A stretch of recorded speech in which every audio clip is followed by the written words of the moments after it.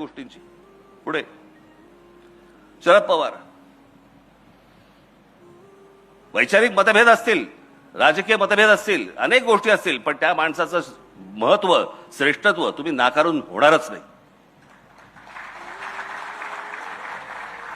अनेक गोष्टींबद्दल माझे मतभेद आहेत, पण सगळ्यात मोठी जर समजा गोष्ट या माणसाची जर आपण पकडली तर या महाराष्ट्रामध्ये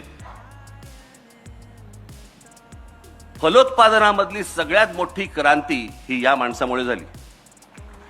आज आम्ही आता सहज बघतो, पूर्वी काय असायचं आमच्याकडे,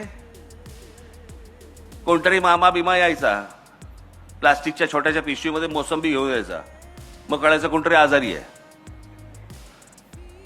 आजारी असल्याचंच फळ असायचं ते एक. म्हणजे कोणी मोसंबी घेतली, कोणी आजारी आहे का घरी, असंच विचारायची वेळ होती. होती कुठची फळं.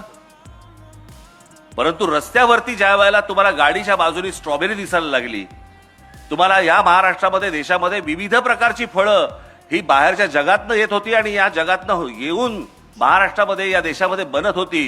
ही सगळ्यात मोठी जी गोष्ट, ही सगळ्यात मोठी जी फलोत्पादनाची क्रांती ही झाली, ही या माणसामुळे. अनेक गोष्टी यांच्याबद्दल बोलता येतील, परंतु मला असं वाटतं की काही गोष्टी, ज्या गोष्टी आपल्याला पटत नाहीत त्या बाजूला ठेवाव्यात, पण माणसाचं मोठेपण यातनं कमी करू नये.